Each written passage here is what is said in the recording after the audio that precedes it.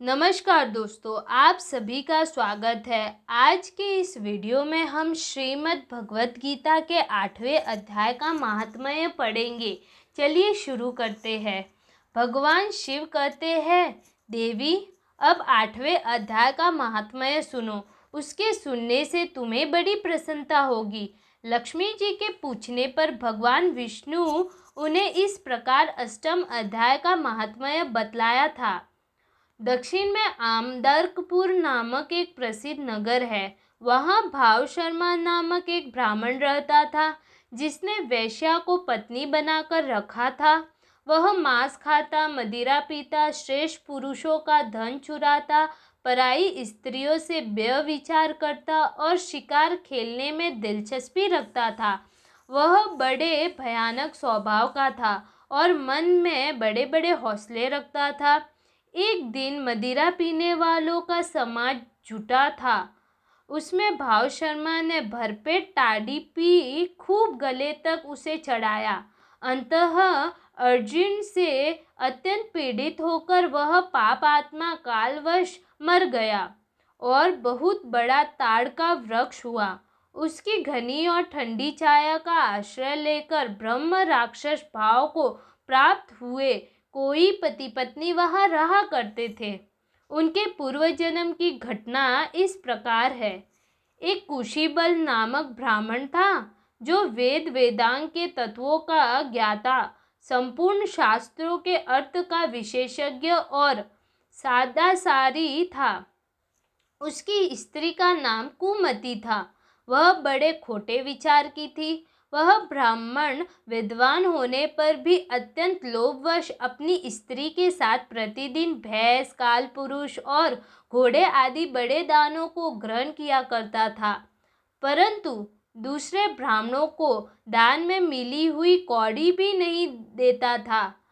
वे ही दोनों पति पत्नी कालवश मृत्यु को प्राप्त होकर ब्रह्म राक्षस हुए। वे भूख और प्यास से पीड़ित हो इस पृथ्वी पर घूमते हुए उसी ताड़ वृक्ष के पास आए और उसके मूल भाग में विश्राम करने लगे। इसके बाद पत्नी ने पति से पूछा, नाथ, हम लोगों का यह महान दुख कैसे दूर होगा तथा इस ब्रह्म राक्षस योनि से किस प्रकार हम दोनों की मुक्ति होगी? तब उस ब्राह्मण ने कहा, ब्रह्म विद्या के उपदेश, आध्यात्म तत्व के विचार और कर्म विधि के ज्ञान बिना किस प्रकार संकट से छुटकारा मिल सकता है? यह सुनकर पत्नी ने पूछा, किम तद ब्रह्म, किम आध्यात्मम, किम कर्म पुरुषोत्तम? पुरुषोत्तम वह ब्रह्म क्या है, आध्यात्म क्या है और कर्म कौन सा है? उसकी पत्नी के इतना कहते ही जो आश्चर्य की घटना घटित हुई उसको सुनो। उपयुक्त वाक्य गीता के 8वें अध्याय का आधा श्लोक था। उसके श्रवण से वह वृक्ष उस समय ताड़ के रूप को त्याग कर भाव शर्मा नामक ब्राह्मण हो गया। तत्काल ज्ञान होने से विशुद्ध चित्त होकर वह पाप के चोले से मुक्त हो गया तथा उस आधे श्लोक के ही महात्म्य से वे पति पत्नी भी मुक्त हो गए। उनके मुख से देवात ही 8वें अध्याय का आधा श्लोक निकल पड़ा था।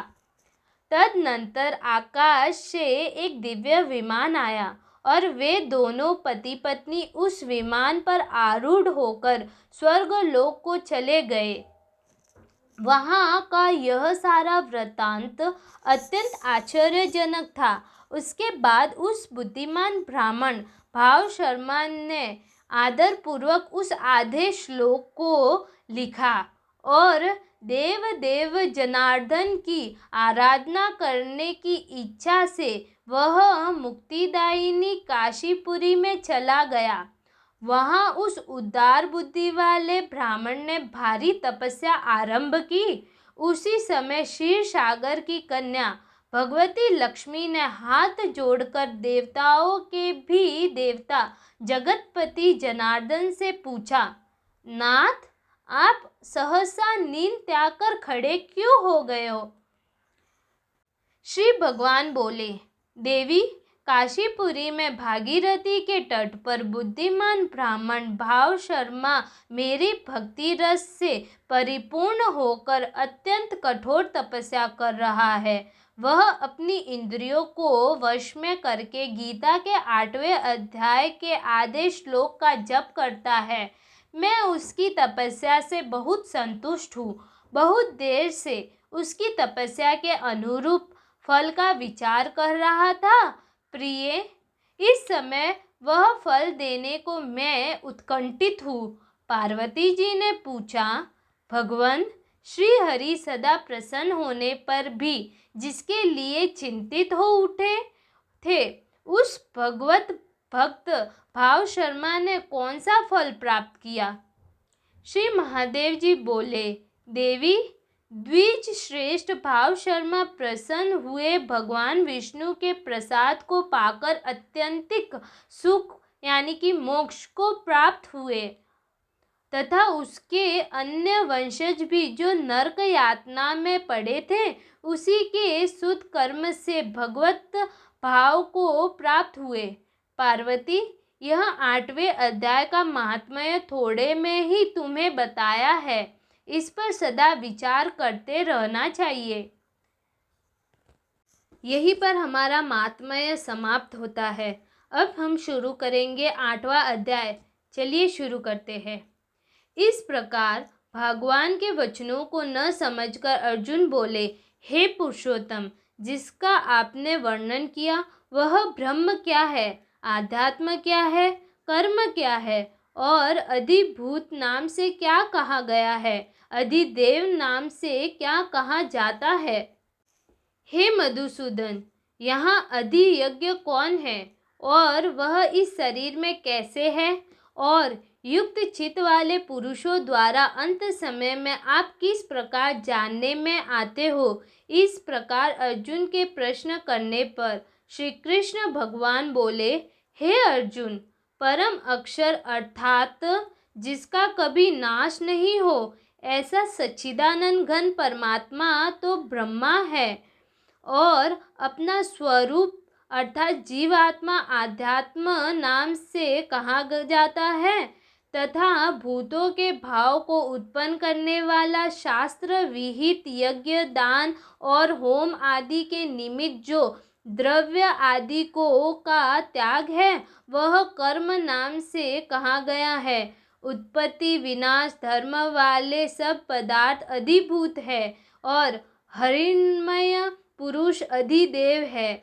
और हे देहधारियों में श्रेष्ठ अर्जुन, इस शरीर में मैं वासुदेव ही विष्णु रूप से अधियज्ञ हूँ। और जो पुरुष अंत काल में मेरे को ही स्मरण करता हुआ शरीर को त्याग कर जाता है वह मेरे साक्षात स्वरूप को प्राप्त होता है, इसमें कुछ भी संशय नहीं है। कारण कि हे कुंती पुत्र अर्जुन, यह मनुष्य अंत काल में जिस जिस भी भाव को स्मरण करता हुआ शरीर को त्यागता है उसको ही प्राप्त होता है, परंतु सदा उस ही भाव को चिंतन करता हुआ क्योंकि सदा जिस भाव का चिंतन करता है अंत काल में भी प्राय उसी का स्मरण होता है। इसीलिए हे अर्जुन, तू सब समय में निरंतर मेरा स्मरण कर और युद्ध भी कर। इस प्रकार मेरे में अर्पण किए हुए मन बुद्धि से युक्त हुआ निसंदेह मेरे को ही प्राप्त होगा। हे पार्थ, यह नियम है कि परमेश्वर के ध्यान के अभ्यास रूप योग से युक्त अन्य तरफ न जाने वाले चित्त से निरंतर चिंतन करता हुआ पुरुष परम प्रकाश रूप दिव्य पुरुष को अर्थात परमेश्वर को ही प्राप्त होता है। इससे जो पुरुष सर्वज्ञ अनादि सबके नियंत सूक्ष्म से भी अति सूक्ष्म सबके धारण पोषण करने वाले अचित्य स्वरूप सूर्य के सदृश नियत चेतन प्रकाश रूप अविद्या से अति परे शुद्ध सच्चिदानंद घन परमात्मा को स्मरण करता है वह भक्ति युक्त पुरुष अंत काल में भी योग बल से भ्रकुटी के मध्य में प्राणों को अच्छी प्रकार स्थापन करके फिर निश्चल मन से स्मरण करता हुआ उस दिव्य स्वरूप परम पुरुष परमात्मा को ही प्राप्त होता है।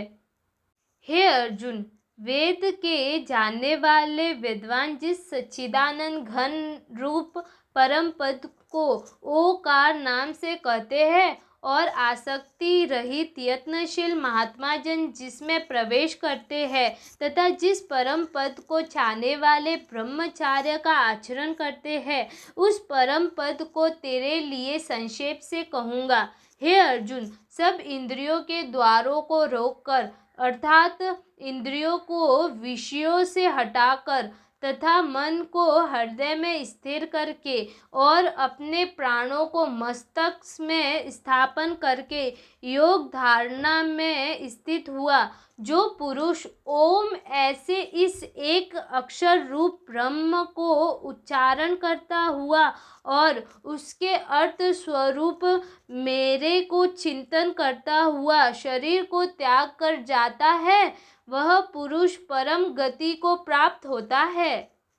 हे अर्जुन, जो पुरुष मेरे में अनन्य चित्त से स्थित हुआ सदा ही निरंतर मेरे को स्मरण करता है, उस निरंतर मेरे में युक्त हुए योगी के लिए मैं सुलभ हूँ अर्थात सहज ही प्राप्त हो जाता हूँ।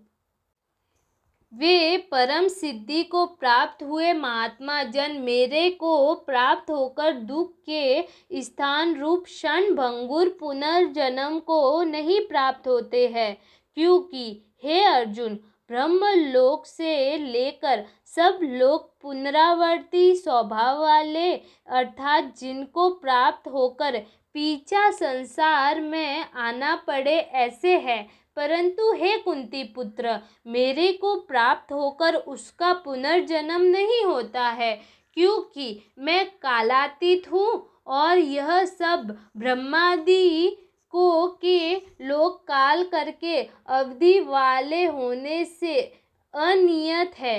हे अर्जुन, ब्रह्मा का जो एक दिन है उसको 1000 चौकड़ी युग तक अवधि वाला और रात्रि को भी 1000 चौकड़ी युग तक अवधि वाली जो पुरुष तत्व से जानते हैं अर्थात काल करके अवधि वाला होने से ब्रह्मलोक को भी अनियत जानते हैं, वे योगी जन काल के तत्व को जानने वाले हैं।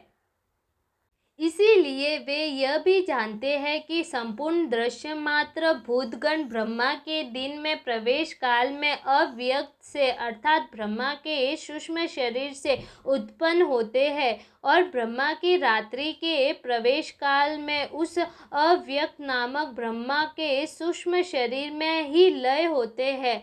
वह ही यह भूत समुदाय उत्पन्न होकर प्रकृति के वश में हुआ रात्रि के प्रवेश काल में लय होता है और दिन के प्रवेश काल में फिर उत्पन्न होता है। हे अर्जुन, इस प्रकार ब्रह्मा के 100 वर्ष पूर्ण होने से अपने लोक सहित ब्रह्मा भी शांत हो जाता है, परंतु उस अव्यक्त से भी अति परे दूसरा अर्थात विलक्षण जो सनातन अव्यक्त भाव है, वह सच्चिदानंद घन पूर्ण ब्रह्म परमात्मा सब भूतों के नष्ट होने पर भी नहीं नष्ट होता है। जो वह अव्यक्त अक्षर ऐसे कहा गया है, उस ही अक्षर नामक अव्यक्त भाव को परम गति कहते हैं तथा जिस सनातन अव्यक्त भाव को प्राप्त होकर मनुष्य पीछे नहीं आते हैं, वह मेरा परम धाम है। और हे पार्थ, जिस परमात्मा के अंतर्गत सर्वभूत है और जिस सच्चिदानंद घन परमात्मा से यह सब जगत परिपूर्ण है, वह सनातन अव्यक्त परम पुरुष अन्य भक्ति से प्राप्त होने योग्य है और हे अर्जुन, जिस काल में शरीर त्याग कर गए हुए योगी जन पीछा न आने वाली गति को और पीछा आने वाली गति को भी प्राप्त होते हैं, वह उस काल को अर्थात मार्ग को कहूँगा। उन दो प्रकार के मार्गों में से जिस मार्ग में ज्योतिर्मय अग्नि अभिमानी देवता है और दिन का अभिमानी देवता है तथा शुक्ल पक्ष का अभिमानी देवता है और उत्तरायण के 6 महीनों का अभिमानी देवता है, उस मार्ग में मर कर गए हुए ब्रह्मवेता अर्थात परमेश्वर की उपासना से परमेश्वर को परोक्ष भाव से जानने वाले योगी जन उपयुक्त देवताओं द्वारा क्रम से ले गए हुए ब्रह्म को प्राप्त हुए हैं। जिस मार्ग में धूमा अभिमानी देवता है और रात्रि अभिमानी देवता है तथा कृष्ण पक्ष का अभिमानी देवता है और दक्षिण आयन के 6 महीनों का अभिमानी देवता है, उस मार्ग में मर कर गया हुआ सकाम कर्म योगी उपयुक्त देवताओं द्वारा क्रम से ले गया हुआ चंद्रमा की ज्योति को प्राप्त होकर स्वर्ग में अपने शुभ कर्मों का फल भोगकर पीछा आता है। क्योंकि जगत के यह 2 प्रकार के शुक्ल और कृष्ण अर्थात देवायन और पितरायन मार्ग सनातन माने गए हैं। इनमें एक के द्वारा गया हुआ पीछा न आने वाली परम गति को प्राप्त होता है और दूसरे द्वारा गया हुआ पीछा आता है अर्थात जन्म मृत्यु को प्राप्त होता है। हे पार्थ, इस प्रकार इन दोनों मार्गों को तत्व से जानता हुआ कोई भी योगी मोहित नहीं होता है अर्थात फिर वह निष्काम भाव से ही साधना करता है, कामनाओं में नहीं फंसता। इस कारण हे अर्जुन, तू सब काल में समबुद्धि रूप योग से युक्त हो अर्थात निरंतर मेरी प्राप्ति के लिए साधना करने वाला हो। क्योंकि योगी पुरुष इस रहस्य को तत्व से जानकर वेदों के पढ़ने में तथा यज्ञ तप और दान आदि को के करने में जो पुण्य फल कहाँ है उस सब को निसंदेह उल्लंघन कर जाता है और सनातन परम पद को प्राप्त होता है। ओम कृष्ण वासुदेवाय नमः। यहीं पर हमारा 8वां अध्याय समाप्त होता है। अगर आपको ये वीडियो अच्छा लगा हो तो इसे लाइक और शेयर ज़रूर करें। ऐसा ही वीडियोस को देखने के लिए चैनल को सब्सक्राइब करें और वीडियो को अंत तक देखने के लिए आप सभी का धन्यवाद।